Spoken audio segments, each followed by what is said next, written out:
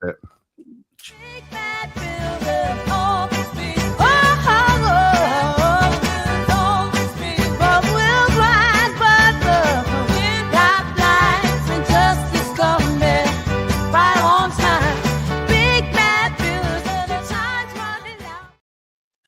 Willkommen, bienvenue, welcome once again to another Cladding Matters. I know there are a lot of you out there watching now, and it's really pleasing to see, but what has changed? It was the last time, if you recall, there was a release of a video with some poignant words trying to get Greenwich Council to revisit their position. Well, that's all changed, because it seems they can't settle on whether they're neutral or they have an opinion. Well, they've got an opinion. To be neutral, you can't have an opinion.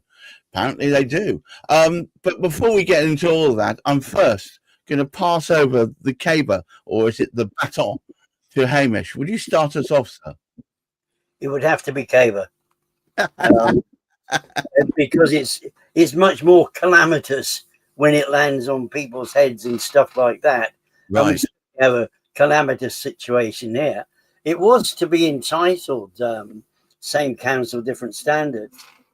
And I think probably that actually is probably quite true. We were trying to compare what the intent was, to actually compare the attitude of a council, which on one hand is suggesting that a property be damned because of the garden on the top of it and some community infrastructure wasn't quite right.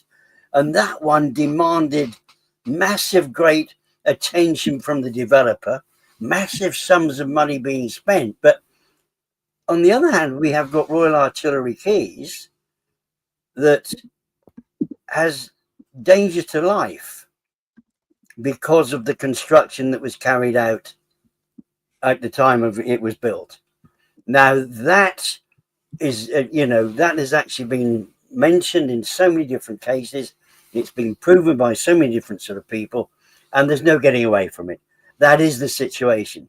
Yet, for some strange reason, the council is considering it far, far more important to get dramatic about a roof garden than it is about people's lives. Now, I know where I would be focusing my attention, and it certainly wouldn't. I would love people to have their garden, of course, their roof garden. But I would actually be, personally, if I was a council member, I would be much more conscious of what was happening to residents in a place where their lives were at risk. And I was a councillor saying I was completely neutral, and I was not going to take into consideration any of the damning evidence I had that I could intervene about and actually force that particular builder to do the right thing. Wow. Well, we're already getting interest. I can see it popping up. I would say that we first need to go straight to Wendy. Wendy, this seems to be absurd. There are lots and lots of flats that are within there that should be part out there helping first-time buyers or anybody to get on the ladder, but they can't be moved. They can't be sold, they can't be bought, and they certainly can't be insured right now. Indeed, it's a really frustrating situation. You know, we are in a position in our country where we've got a housing crisis. There are not enough homes being built, in spite of the fact that the government is promising 1.5 million new homes over the next 5 years. But, you know, if those homes get built, but we don't deal with the existing housing stock, actually we'll be going backwards in terms of the number of homes in supply. So why not already address the issues and make the homes that we have more livable, right? You know, the ones that we have right now. It does seem absurd. Steve, I believe the Grenfell Trust themselves have started to take a real interest in this. In fact, I'm just going to pop up on the screen a mail that was sent to you, if I can. Oh, that's the wrong thing. Let's try that. There we go. From the Grenfell Tower Trust. Yes. Well, talk us through what's going on here. Yeah, so I mean, for those that have been following this growing saga of the council trying to say all our evidence doesn't exist based on all information they received, which was pretty much all of it. You know, that's exactly what happened with the Grenfell Tower. The residents were ignored, they were belittled, and they were basically told to shut up. And so their quote is, it's a response to the Cladding Matters podcast, actually. We were discussing this, and it says the price of not listening has cost us 72 people dead and hundreds losing their livelihood. And then this is addressing Greenwich Council: do the right thing and listen to your residents. And you know, so it's upset them because the part of the legacy of Grenfell isn't just the justice against the companies that wronged Grenfell bereaved.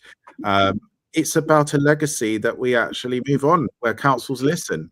And here we have a council that's basically taking two different approaches. So yeah, so this is a really important slide. So they've, you know, we understand that their position now, it hasn't been published yet in the press. So, you know, it may change, and let's hope it does. And I would encourage anyone from the council, you haven't published it yet, please change your position. But at the moment, their position is they've remained neutral. So remained means they've always held that position, right? That's a reasonable understanding. Well, if we have a look at this slide, you'll see that they don't always hold that position, as they claim in their latest statement released yesterday. The first position they held was that the work was not signed off to the building regulations 2000 on the fire shafts, and it was missing fire doors at the bottom level on every one of the 8 towers. And you come to Royal Artillery, you can see there's no fire doors separating the stairs and the lift. That was a requirement of the regs. So if there's a missing fire door, you have to be an expert. You just say, I can't fill the door there. So they recognized that. They said it was a breach. They recognized it as a breach of building regulations at the time of construction. So let's just be clear. Then they say there is no evidence based on all information, including their own evidence from their own department, that building regulations breached regulations enforced at the time. So they disagree with their own evidence. And they're not just saying that evidence, they're saying all information that was sent. And we sent pretty much everything to them. And they're saying there's just no evidence, disagreeing with their own department. But now we have a final position where they've always remained neutral. They didn't hold a position that in the first quote that it breached regs, and in the second quote that it didn't. Apparently, they've never held a view, and they don't want to take sides, which is the dictionary definition of neutral. This is how absurd this is. And it's doing, you know, I know I told you guys privately, but I've got a lot of angry residents, and it isn't they're all bad people. They feel that for 4.5 years, this remediation and the saga with Barratt has gone on long enough, and they want to have it started. And the point that I'd say is half of the remediation is started. The council will want to give the impression that it's all signed off. It isn't. It's only part of it, the external walls. The internal walls are going to have to be done properly, and these regulations exist. And just to give you a feel for how dangerous these internal wall defects are, one of the fire reports stated that the defects they analysed were so serious that they would recommend prosecutions. You know, criminal prosecutions, they're so dangerous if a fire happened. The council says, oh, well, indifferent to that, we're taking a neutral position. Who cares about possible defects that are so dangerous you could get prosecutions? You know, that's ridiculous. We don't care. That's the message to residents. And it's causing me trouble at home because there's some people who want to believe I've made all the defects up and to shut up, move on as chair, get someone else in, and just get Barratt to do what they like. And, you know, that's, you know, we are what we want to work with Barratt, and they have said that they want to fix all the defects at construction. So why are the council undermining us? It's quite interesting, I think, that you've finally got a way forward. Barratt's wanted to play ball, and now the council are effectively undermining the whole process. Yes, we've got an internal remediation that isn't scoped. It's not signed off. It's a situation where if there is evidence of defects that the council are denying, and now they don't even want to have a position, having had one that's so strong that said there's no evidence of it whatsoever. Now they say, well, we don't want to get involved, but they won't retract that dangerous position that the council have declared previously in April that there's no evidence whatsoever. So although they don't want to take sides now, they haven't retracted that position. So the damage is still there. And I guess the other part of this is this isn't consistent even with their own decisions. So that was Royal Artillery Quays, for those that don't know the saga. But there is another one, ironically, just down the river. You can go half a mile from Royal Artillery Quays west towards the just before the Thames Barrier, actually, and you'll see that there's some big towers with cladding on, and the council wrote back in July 2024, the Royal Borough of Greenwich has taken the decision as a local planning authority to progress with enforcement action. And the council extensive investigation over the last year has concluded that the completed Mast Quay Phase 2 built to rent development was built without planning permission and is therefore unlawful because it has so substantially different to the planning permission that was granted in 2012. And they wanted it to be demolished partially. So hang on a moment. So this isn't like someone's erected a shed in their garden without considering planning permission. This is the whole huge development of probably millions of pounds to erect it in the first place. Yeah, that's right. Actually, no. The problem we've got here is, you've got a completely different approach being taken. And Councillor Okereke, who's actually the council leader, he writes, this decision is not one that the Royal Borough of Greenwich has taken lightly, but I believe in a reasonable and proportionate to the scale and seriousness of the situation. Two prominent high-rise buildings on Woolwich's Riverside that are built incorrectly is just not good enough. And the reason they're not good enough is because the development that was given planning permission is not the one that we see before us today. So therefore, hang on a moment. If they can write that there, why are they struggling so hard at Royal Artillery Quays? Well, the final quote is the best one, and then we can compare. So the right thing to do is not usually, and this is Anthony Okereke, the leader, so this should come back to haunt him. The right thing to do is not usually the easiest thing to do. That is we will not stand by and allow poor quality and unlawful development anywhere in our borough, and we are not afraid of taking difficult decisions when we believe it's the right thing to do. Well, then this definition of what is the right thing to do seems a little bit perhaps faulty. Yes, so it's completely inconsistent. Then we go back to Royal Artillery Quays, where the council have said yesterday, we understand that it is not a position they want to take, that the unlawful evidence, including from their own building control department, that condemns our fire shafts, our only escape stair going up 16 stories, they don't want to take a view on it. Why should they? Why should they? Even though they previously took a view that it was unlawful and then denied all the evidence exists. Now they don't want to have a view. They just don't. Why should they care? Well, Wendy in the background has been labeling people as apathetic and calling them fence sitters. How could you say such a thing, Wendy? Well, I've got a question. Surely if the planning application for Royal Artillery Quays, probably, I don't know for sure, but it may have included doors at the bottom of the fire stairs to compartmentalize them, and then they haven't been built with those doors in situ. Surely that's also going against the planning application and building a different building versus what was approved in the plans. Yeah, absolutely. If you look at the plans, and in one of our fire documents for the remediation we're having now, it actually has a picture of where the door should be on the plans. It's missing. It's MIA, missing in action. Hamish, it just occurs to me, how many lives is it worth to not go ahead and do the remediation properly? How many? I mean, is it one life okay? Are we okay to lose 2 lives? How many lives? One of the aspects that either the press doesn't want to actually push through with or investigate more fully are the positions that different people find themselves in as a consequence of what's going not just at Royal Artillery Quays. In fairness, there has been far more serious loss of life, not through the fires themselves, but because of the mindset of basically the councils that are putting them through. The councils can determine what needs to happen or not. They have a choice. Or not, yes.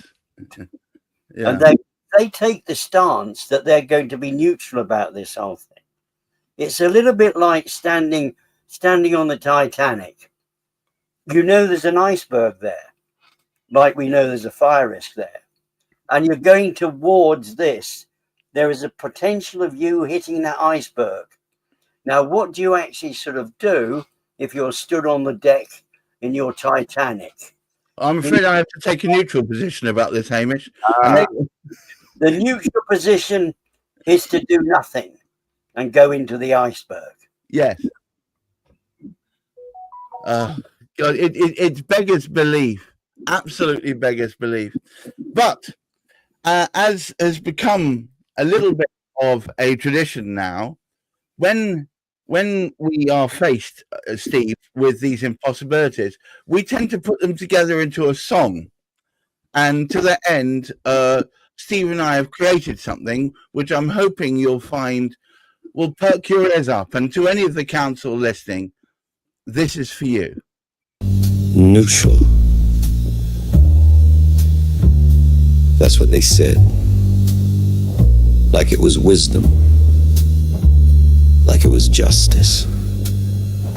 Like it was anything but running scared in a sharp suit. They said we remain neutral. Neutral while homes cracked, while truth stacked, while building control's own report said the walls don't keep fire where fire belongs.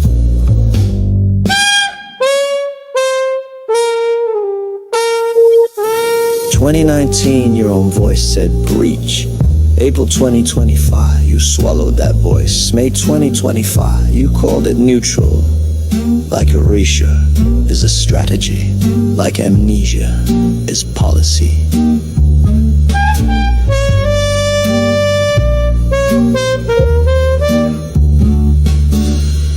Neutral is a noise, the sound of shutters coming down, of inboxes ignored, of residents kept in limbo, not fire safe, not told, but always invoiced.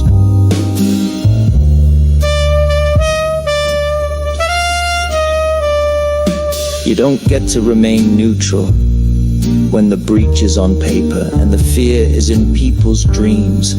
Neutral doesn't live here, but danger does, confusion does, and cowardice. It's got a parking permit.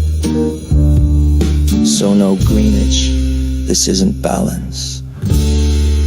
This isn't diplomacy.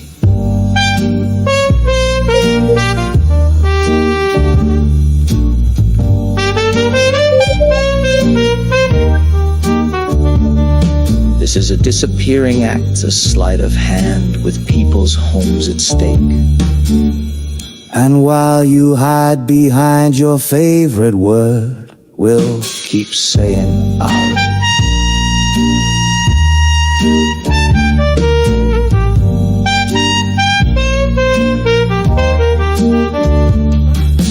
Accountability.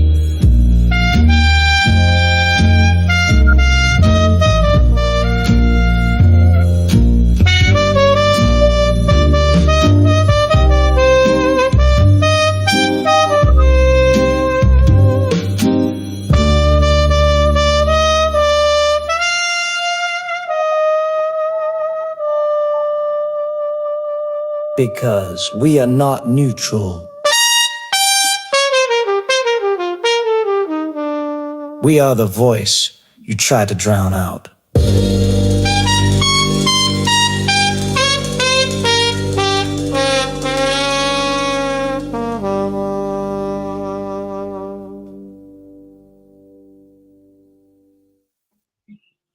we've been Cladding Matters. Take note, please. I'm hoping that Greenwich Council don't see this as an attack. This is an opportunity to do the right thing. Until next week, try and keep your feet on the ground, keep reaching for the stars, and pray for some sort of integrity to return. Until next week, goodbye. There's a tale about some folks with hammers and some nails. They'll promise you the moon, but their word always fails.